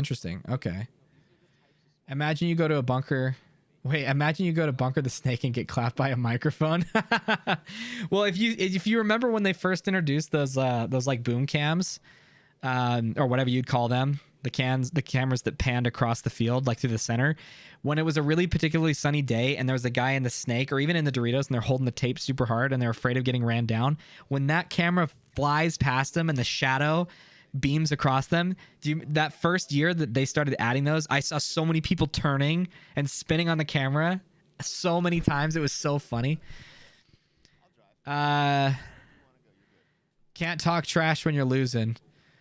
Yeah, that's true. Well, that's the reason why I just think it's silly to talk trash to begin with. Like, I know that there are some people, spectators love trash talk, and I get it. It's entertaining. I just think that I don't like talking trash. Maybe because I've lost most of my, I don't know. Maybe I'm a loser. But like, I just think I think from all that I've learned, which I have learned a lot from various, courses I've taken, from books I've read, whatever, like The Art of Winning, and especially the marksmanship classes I took in college for pistol and rifle marksmanship. The concept of being focused on self and the processes that you go through to take an accurate shot if you are so focused on that process, which is required to shoot accurately at long ranges or in those sorts of competitions, you do not have time to think about anybody else. You don't have time to think about all the trash you want to talk to somebody. And I think paintball, the only reason why people allow for room, in their head for that is because they want to feel good about themselves. They want to, whatever. Like, I don't care to get into that too much. It's not that interesting. But I just think generally I find that, and this is true how I am with, I used to be a big trash talker in video games. I don't ever think I was in paintball. But the reality of it is that you will always set yourself up for failure if you start the trash talk. It's okay if you want to tit for tat, whatever. If somebody else starts it, I don't typically even engage with it if I can help it. But there's not always the case. Sometimes I get pulled into it. But like, I'm not the guy to start a trash talk. I know that there are people who do really well with like getting in other people's heads, and like that's a huge element to paintball. But people don't get, the only way that people get into my head is when they're actually just beating down on me, regardless of what they're saying, right? If we're just losing and we've lost like 6 points in a row and we're about to get mercy ruled to 7th point, like that is the moment that they're in my head and I'm trying to figure out like, why are we still losing so bad? Why is this happening? That's the only point in which a team gets in my head. If somebody just starts chirping, I don't care about it at all. And I find like, yeah, I don't know. There's been so many examples where that's backfired for teams that have trash talked us. But anyway, this is a long series. I don't think we're gonna have time to talk about the layout today. We can certainly cover it tomorrow. I think I'll probably do a quick stream for the NRPL layout. But again, kind of sucks that this weekend is the event, because that means that literally Friday, I don't even know if I'll cover it, to be honest with you, because it'll literally be up for a day before the event starts, if not tomorrow, right? Who cares what I have to say about a layout when everybody's about to practice it tomorrow? So generally I like to have layouts 2 weeks before the event starts. So Arsenal XL, which I don't know which squad that is, but that's awesome. Is that like, is that Division 2, Division 3, Division 4? Not that it matters, and you don't have to tell me. Totally doesn't matter. I'm not going to feel one way or another about it. From the boom cam on the wire, but it did look great. I exclusively talk trash when down points. Yeah, man, your videos are such a big help, bro. Thank you so much. Dude, absolutely, Bonzi. Thank you for being here, man. Wait, do it now, please. What, the NRPL layout? I can look at it in a minute. Will you do USXBL next season? Are you asking me if I'll cover it or if people will play it? I'll probably cover USXBL. I've had a bit more people. The other fact of the matter is, guys, if there are a lot of people in the community that are telling me to look at a particular layout, I will do it. Because I'm happy to support the community that way. But the challenge is, like, when I do a video like this, when I spend an hour on a layout and I get 6 views in a video, it's not just about that. It's the fact that it's not just that I got 6 views for the video, which obviously isn't great, but it's the fact that means there's only 6 people who are interested in that content. And it means that for an hour of my time, I spent covering something that very few people cared about. And so to me, I would rather spend that time, because I can't stream for more than 2 hours in a sitting typically. I would rather spend that time focusing on something that, people actually care about. So, thanks for the help last weekend, Carlton. Nice. That was a great practice. I'm sure you guys will win the event. Just lay down breakout and stuff. Okay. Yeah. I'll probably do USXBL next season. Hey, Bonzi, were you out there last weekend? Let's see. No, last weekend. It was real fun. Okay. We'll do the guns up layout real quick. We'll do it real quick. I mean, I'm honestly not going to do too much with it. But I can take a look. All right. If anything, I'll just react to it, right? I mean, you guys have already practiced it. I don't really have much to say about it, or I won't have anything to say about it outside of what you guys already know.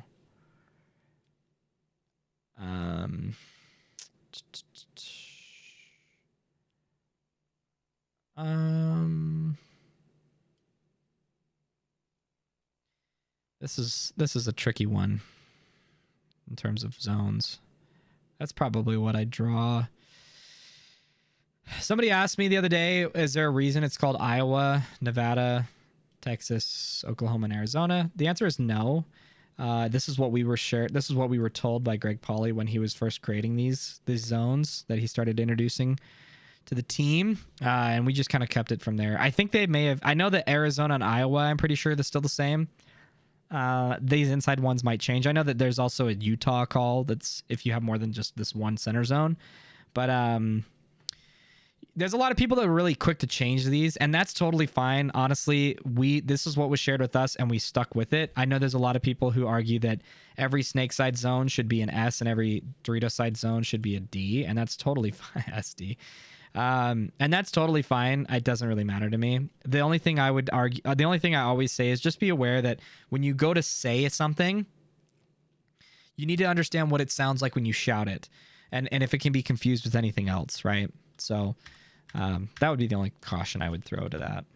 So, I mean, initially, I don't have any crazy thoughts. There isn't any sort of insane up the center or like insane gaps that you can see across in the middle, but that does mean you can get up to this middle pretty easily, with obviously the concern being that you get, you just get to a situation where you're poisoned. But obviously that's a huge gap to hold on the snake side if they get trapped there in the god. You even have some threats into this from the snake 1 to snake 2. I'm getting horrendous frames right now on my side. Huge gap here. You can even see the inside gap here, but if they pass that and get into the Doritos, you can't see anything for a while. But that center 50 is really strong, and it's free almost. Let's see. So you got a crossfield shot into the Aztec, which is pretty strong. Really strong, in fact, I would argue. And that seems to be what you'll be shooting at as well. The can has an advantage in this situation because the can is closer to the start box than the Aztec. So this is stronger compared to this. But both bunkers look to be necessary. You might be able to double up. So maybe you double up the can. One guy shoots left, one guy shoots right, because now you're covering the snake gap as well. And that allows your home guy or your number 2 on the Dorito side to come here and apply pressure either directly back at the guy that was shooting at him or just stall for a second to survive. The challenge is that your angle is bad, it looks like. You do have a little bit of a snake gap. You're doubling up on the snake if you do this, where you have 2 guns shooting the same gap, which is fine. You can have 2 people trying to kill the snake guy. No problem there. But you might get stuck here is the only problem. So if, for example, you send your 2, 3, and 2 here, and you send your 1 here, but this guy on the cross is holding you, and you can't seem to break it. This is not good. This is a bad situation to be in. But I would imagine if you do that, this guy shoots here, and this guy shoots here, wherever that was, and this guy shoots here. So that's kind of what it looks like. I was going corner and straight to the 50 within the first 15 seconds. Wait, which corner? Hint, hint, D side is really, really strong if you get past the first gap. Oh, I would imagine. Yeah, I imagine that if you cross this right here, if you cross, is it that? Or yeah, because, well, I guess this gap, if they get to the Aztec and are looking your way, this is a big gap. But if you can get here, you're golden. You're golden. You do have a little bit of a stop here if he's still shooting at you. But if the crossfield doesn't kill you, or there's nobody at the start box or anybody up the middle running and gunning, the running and gunning up the middle looking D way is probably a big threat. So it almost forces this Aztec guy has a couple jobs he's got to worry about. He's either got to worry about the guy running to the middle and shoot at him, or he's got to worry about the guy going to the can shooting cross. They can't both be, there can't be both people doing that realistically. I mean, you can, but like you run the risk of shooting your teammate. But it's not very likely that there's going to be a number 2 here and the 3 going here and both looking this way, because this is just a huge crossfire or friendly fire opportunity. So I would imagine that if they send a guy up the middle, this guy would be the one to shoot the Doritos, and this guy would come here and shoot this way, snake way. I would imagine. The other option is you could delay. So you could send your number 3 here, your 2 here. He shoots cross for a second, decides once he switches, this guy goes here. And then he holds. If they contain them at the Aztec, that's a pretty strong contain. If you leapfrog it, and you might. The only problem is that the shots that you get in this little lane towards Snake are not great, but you do have a shot there, and you improve your survivability on the Dorito side. So there's that. I've played this layout Weird. What league is this for? This is for NRPL. Oh, really? You have played this layout? Why? Dude, my frames. What is happening? I don't know what's going on. Okay. Coming out to this corner then. The huge gap. Oh, boy. That's a big gap. Not really anybody that can see you unless they run up the middle or if the can shoots your way right here. So obviously this is the fatal gap you got to get past, or excuse me, it's actually this. Yeah. This is the gap you got to get past. So if you do, you're good. You might actually, oh, you're actually super safe to get here. This is a really safe bunker. Getting up to the snake right away is kind of tough, but if they're not sending a guy to the 50 off the break, or if the can is not looking your way, you're good because the crossfield can't see you. So it actually means that this crossfield can shot, you're sacrificing, unless you double it up, you're sacrificing your ability to stop the snake from, or the god. This you're sacrificing this move if there's only one guy in this bunker and he's looking left, or in the case looking Dorito. So that's interesting. It would make me think without playing this layout that a lot of teams at higher divisions, I could be totally blowing gas up my butt. I would imagine there's a big double up going on here. That's just an assumption because this gap is super strong and this crossfield is really strong. Because this gap is hard to survive against good teams unless you dive. But that would be my assumption. Snake is pretty meh and you get stuck hard, really. How many leagues are there in the US? Dude, go to Guns Up and you'll see. That's a lot. Let's see. I want to make sure I've read everything. Gotta protect them McNuggets. Good Lord, half the team is here. Oh, hey, what's up? Sorry, for all those people who are wanting a proper layout review of the NRPL layout. Guys, I just said this at the beginning. If you want a proper layout review, you have to get it to me 2 weeks before. Because everything I talk about now is all going to be like, oh yeah, I know that already. Like, oh yeah, I tried that, or I tried this and this worked and this didn't work, and so it's like it's really hard for me to work with that because it's like, well, this is just a theory, but I can't do much with theory if you actually have in practice experience at this point, right? So it's kind of putting the cart before the horse at this point. So I'll like I said, I'm kind of reacting to it at this point. I'm kind of going through it quickly because there's only so much I can really talk about. Let's look at the snake really quick and just see what kind of shots exist. So you actually have a pretty decent threat onto the Dorito. A gap you could hold if you get stuck, who would stop you? Let's see. The God could stop you, that mini W. The Can, the Aztec, and the 50 can all stop you. So the question we have to ask ourselves is, what is the likelihood of these two bunkers being played?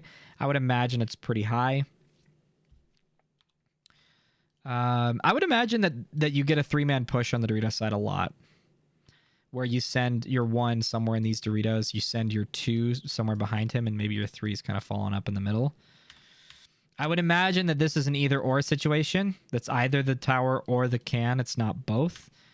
Or I should say, it's either going to be this can, this Aztec, this can of the 50. It's not going to be 3 of those or 2 of those at the same time. It is possible, but that's kind of a mistake for the reason that if I get to this snake right here, and there were 2 people in this zone, or two people in this, like, these cluster of bunkers, this one, and this one, I have the potential of killing both of them from making 1 move. That would not be good for them. Again, it is possible. I think if there's anything that would happen in this situation, it would be that the number 2 would look this way and the 3 would look here, looking this way. Or vice versa. You'd actually have more protection if you did this. I don't know what shots exist over here yet, so we'll look at that in a second. Pretty decent threat on the Dorito corner. Hold on. Pretty decent corner shot, or at least threat onto the little Dorito. Anytime there's a little Dorito, I just think bully. That's the only thing I can think of. If there's a guy playing in a small Dorito, just shoot the crap out of him. Ooh, kind of a free 50, which usually means that there's going to be a lot of stabbing if you take the 50 quick, which means that you should take the 50 usually with, not always, but if you take the 50 without any reason, then you run the risk of getting ran down. But if you take it based on a read and react, like, oh, we killed their snake 1, I'm going to take it, or I'm in much better positioning than them, I'm going to take it. That's usually the best way you can keep yourself safe. So as far as what exists on the crossfield, dude, I don't know why my frames are so bad right now. You've got a huge gap, obviously. You don't want to usually, in the 50 especially, cover gaps. You can, but it just kind of sucks that you're not rewarded with any kills specifically when you take the 50. You can obviously shoot and pressure somebody who's ever in that wedge. Your chances of getting a kill there are probably high-ish, depending on how far on that tape they're playing in that wedge. But as far as wrap potential, you're kind of hard stopped at even the snake 1. You've got a guy, if there's a guy in the corner, you can't do this, of course. But if there's nobody in that snake, if there's nobody in the snake and you're in the 50 and they're stuck at the god, oh, that's a big threat. If they're stuck at the god right here, you've got so much threat right here. So look at this. So now you've got a guaranteed kill in the mini Dorito, a pretty sure kill on the Dorito 1, not guaranteed. Really good chance you'll kill the Dorito 2. 100% chance you'll kill this guy. Interesting enough, you actually can see. Oh yeah, that's our 40-ish bunker. Okay, never mind. So this little gap right here is really good. I mean, you could wrap, shoot that Dorito, shoot the Aztec. Yeah, this is really good right here. That's really strong. Yeah, this is really strong. So you don't even need to go to this gap here. You can just wrap the 50, look the Dorito away. Next packs and backs. As far as this tower's got strong angles stopping the snake and really good vision of guys going into the corner, which is really, really good. Even holding here, you've got good vision of the corner. Do you get that? You don't really have that. You have this huge gap right here. This is awesome. The challenge with this is actually a really tough. This can be a really tough hold for the can guy because this is a really big threat. Even if they stand up over the top right here. So if you use this nipple right here to blind, where's the can? Okay, here it is.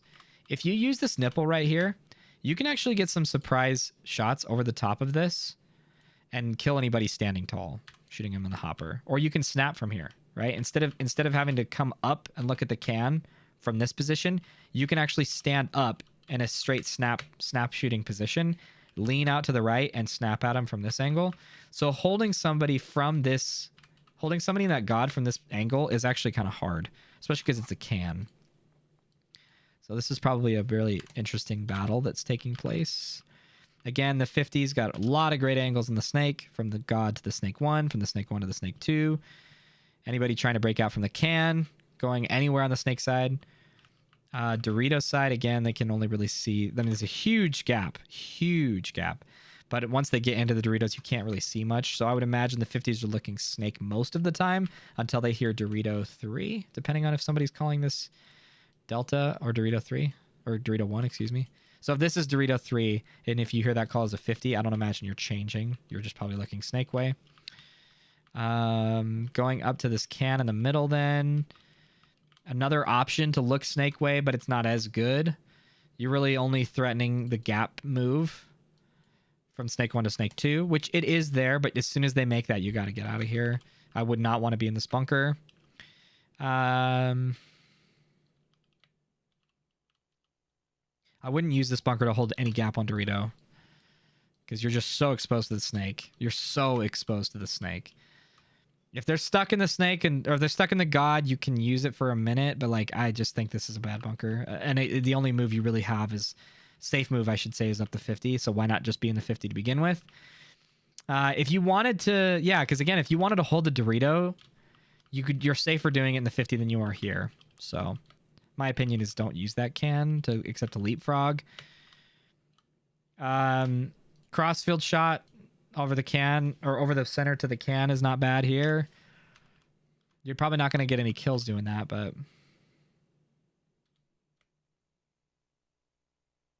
again, you have a gap to hold from snake. You can stop the snake 1 here.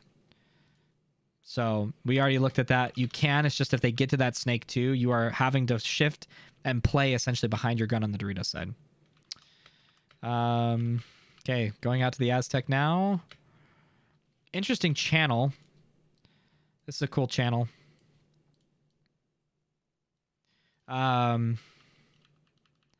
Pretty strong. Decent over the top if you're a tall guy. Really decent over the top, in fact. You've got vision on this tower here, here, your mirror. Anybody doing any inside trickery. This is a really good bunker if you can survive. It's a really good bunker. Going out to the corner for whatever reason. Aztec stops you. You can see each other's mirror. You're in trouble if there's a guy in your mirror and there's a guy in that snake too. So this is a really tough bunker. I would imagine people only go here to leapfrog.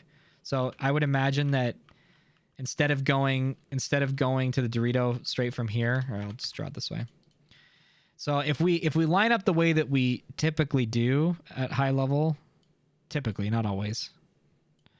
Oops, let me redraw that. So the 2s oftentimes will line up on the outside, the 3s will line up in the middle, and the 1s will line up here.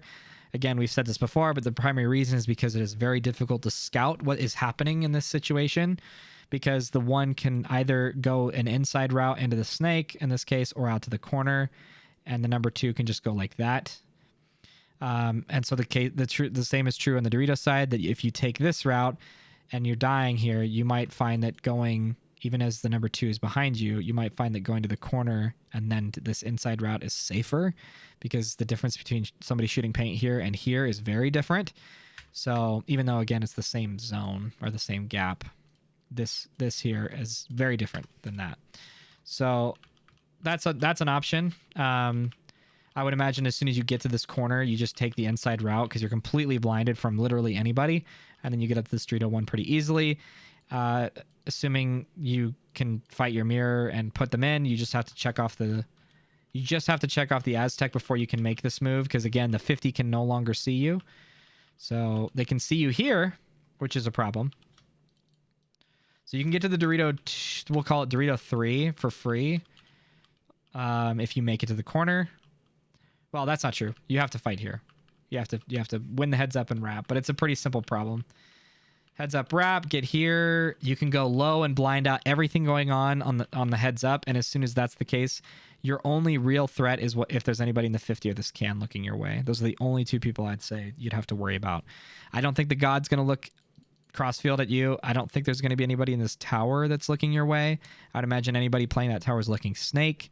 So then as soon as you clear that off, you could probably, unless the Aztec's probably going to stop you, so you probably can't take that for free. You just have to go here.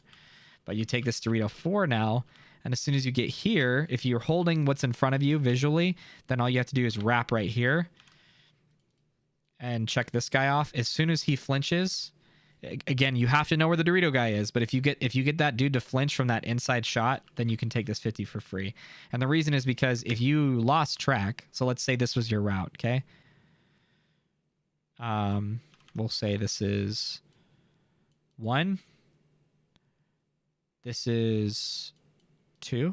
And in 2, you check off this guy and this guy. And then we're going to do this. That's 3. If you make that move up to this bunker in your 3rd move, but there was a guy that started running at you, you're going to get ran down. Which is all to say that you just got to be careful. You got to know where that Dorito 1 guy is, because if not, as soon as you check this guy off, you just got to make sure your gun is this way right away to look for that heads up shot from here to here. And then you're golden, man. It's straightforward. Shoot whoever's in front of you or keep him in, and then wrap super hard. Punish everybody. Punish everybody that gave you that ground. You can shoot the corner. You can look on the inside probably. Yeah.